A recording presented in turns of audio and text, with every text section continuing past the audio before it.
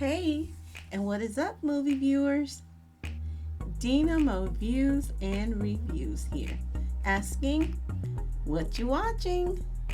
Well, today I am watching Dear Mama. This movie stars Mimi Fletcher, Joanna Gentry, Tupac Shakur. It is written, directed, and executively produced by Alan Hughes. Now, this was a 5-part docu-series that was on FX and it was on Hulu. I think they are the same network, but it is a documentary series that follows the life and legacy of Tupac Shakur and his mother, Afeina Shakur. I like those names. Tupac Amuri Shakur. He was named after an Incan revolutionary, and Afeina means dear one or lover of people. Names can often reveal traits like wit, variation, sensuality, adventure, curiosity. I just love the uniqueness and the beauty of both those names. I have always looked at names, their monikers. I like the immitableness of what we deem black names in general. I like them more so because they invoke or seem to implore power or an expectation of it. Now, Dear Mama chronicles, or shall I say, it delves a bit into Afeina Shakur's past as an active member of the Black Panthers, as it also, at the same time, journals the life of her son, the celebrity that we all know as Tupac Shakur. Now, what I personally enjoyed the most about this docu-series was seeing Tupac Shakur speaking in his own words, seeing all of the clips of Tupac before the fame and fortune, or shall I say, before he became Tupac, the infamous rapper and actor that we are all familiar with. It was picturesque to me to see him in his youth, to experience his innocence, those big bright eyes and charming wit, and to hear him express his clear thoughts about his upbringing, what he had experienced as a child, what he had seen around him, what his mother had embedded in him. Him just speaking in his own words was compelling. And when I saw him carrying a notepad around with page after page of poetry that he had written, I too believed him to be a lyrical genius. I think it allowed a peek into what is his muse, how he got his inspiration, and what contributed to his somewhat what I consider his personality duality. The documentary revealed his love for his people and what shaped him into what the world saw, and perhaps why some may have mistakenly saw him as a threat or as a bad influence. Now, it really gave me the impression that there was so much more to this young man that other than what the media had painted him out to be. And as we quite understand, it's just so interesting to learn more about this phenom. His love of poetry, his acting, and the classes that he took, his family, and his love for his people, it was all admirable. Now, March 14, 2023 marked the 28th anniversary of Tupac's album, Me Against the World, featuring the song Dear Mama. Wow, it's like, where did all the time go? Time is flying. But this song, Dear Mama, it happens to be one of my favorite songs by this entertainer.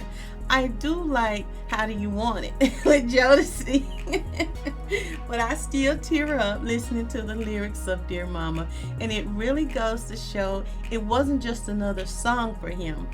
He was actually rapping about his life, what he lived, what he experienced, and what he saw.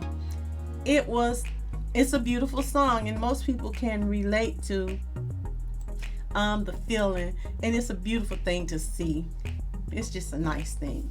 Two things that I found simply enchanting while I was watching this movie is his natural ability to write poetry. It was just natural for him. It just flowed. And some of us are blessed with that. And his unwavering love and respect that he had for his beautiful, strong black mother. Yes, I said strong. Not because she wanted to be strong, but because she had no choice other than to be strong and bear the burden that comes with trying to make the world a better place for the life that she wants to bring into this world. And she was working hard. In spite of her heavy burdens, she wanted to try and make a difference for her people and for the next generation. And I admire this sister for that. And what is so beautiful is that Tupac understood her struggle, and he wanted the very best for her, even when she failed. He wasn't pleased, but even when she was at her lowest moment, when she became addicted. And I understand this was also something that was kind of pushed on her as one of the agent guys, as it said, introduced her to drugs. But either way, Tupac knew that she was trying to dull the strain that was on her. She knew. He knew what she was feeling. He was upset, but he understood what she was dealing with. And he knew the heavy burden that she was carrying and how it had worn her down. And he wanted to give her relief from that strain with his music and talents. He wanted to get the resources to change her existence. And when he purchased her a home, I was cheering for him.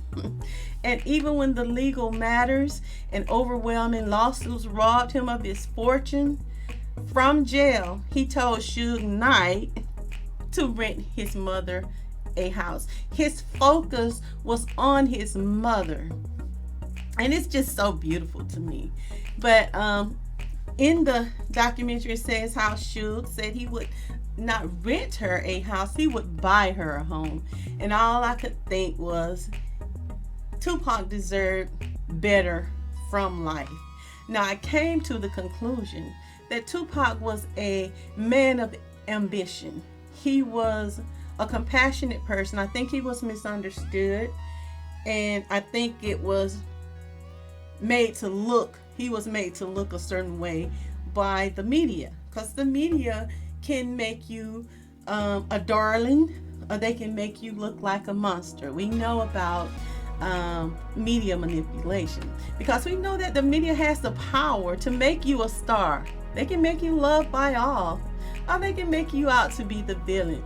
And it is true that those that control it wield a whole lot of power, because often we believe what mass media tells us to believe.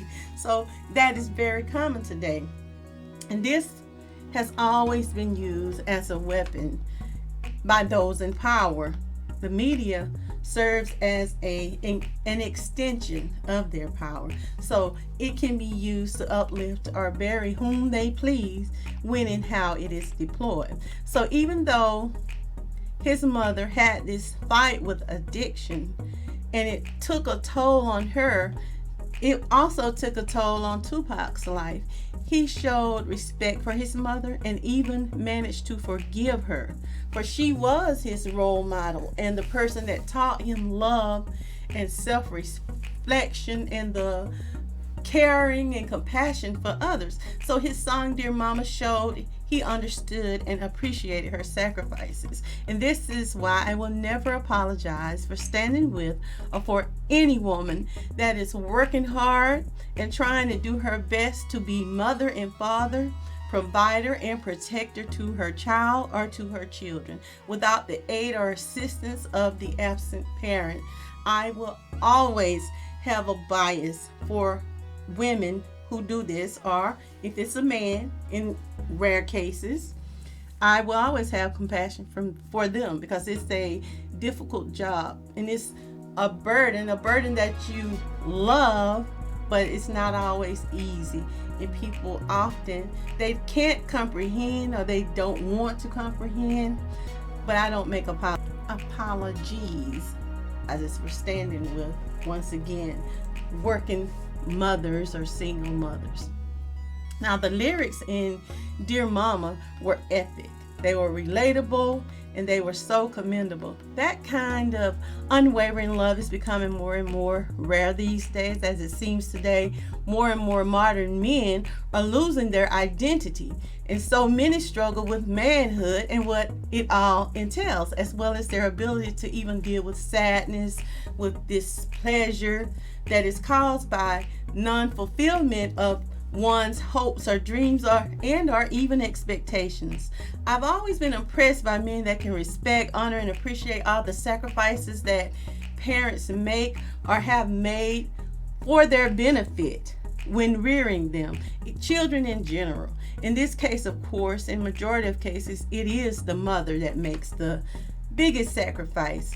But I always say give her her flowers while she is alive to enjoy them. But I gotta say, I was completely impressed with Afeina Shakur's amazing ability to serve as her own lawyer and defend herself against the trumped up charges the government of America levied at her and other members of the Black Panthers. Afeina proved to be a very, very intelligent Black woman. She boldly stood up with no legal degree. And in spite of all the COINTELPRO agents and accusations against her and the Black Panthers, she took command of that courtroom and she represented herself. I was completely amazed. Here this Black woman stood, and even when the other Black Panthers left her alone to fend for herself in that courtroom, she was able to establish the role that the FBI COINTEL program and agents played in setting up the organization. Agents were doing the planning and the inciting and the initiating the details or ideas of what they should do. She asked the person, was it as a Black Panther member or was it as a FBI informant or agent? Because they were the ones that came up with all of the tactics or plots that they were being levied or they were being accused of planning. She made it clear that it was the agent's idea all along. So she was extraordinary with her compelling argument, and this enabled her to get freedom from jail. It was quite impressive, and this is why I gave this docuseries a 4-star out of 5. I really felt that Tupac had so much more to offer the world.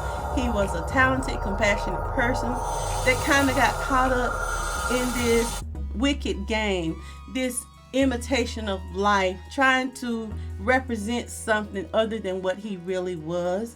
And I wish that he would have been able to have guidance to show him how to maneuver and navigate in such a world designed to prematurely exterminate the mind and body of its former slaves, those born with his nature, this understanding, because his mother was dealing with a lot of things when she was carrying him, and I'm sure she passed it on to him in her womb. Now I felt his compassion for his people and people in general.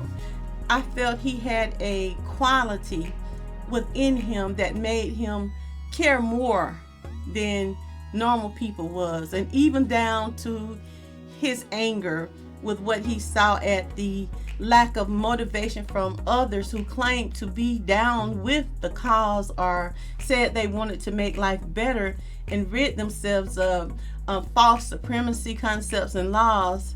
I think he was angered because it seemed that nothing was happening, that they were doing nothing, and that he kind of felt like they were afraid to build exclusively for themselves or kind to help themselves out. So I think he was frustrated, and it came across as anger.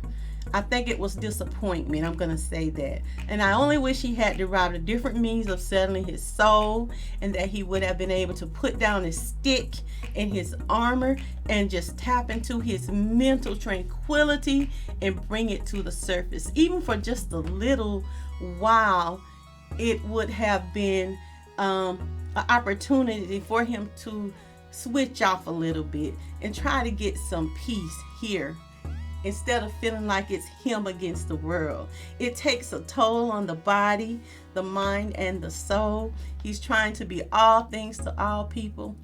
Now, what is odd is I don't like so-called gangster rap, and I won't put him in that category, but I like Tupac's style of rap, minus some of the bad words now. But I want to recommend this documentary to you. It was very interesting. I think I learned a lot from just watching it about Tupac. I would highly recommend this documentary if you are interested in learning more about the artist that is Tupac Shakur. Now, Dear Mama is rated TVMA. If you would like to check out Dear Mama, you most certainly can, because it is currently streaming on Hulu. Be sure to subscribe and leave me a comment on your thoughts on this movie. This has been Dena Mo Views and Reviews. Like, share, subscribe, and join me for my next review and our recommendation. And I want you to remember, it's my view. Now, what you watching?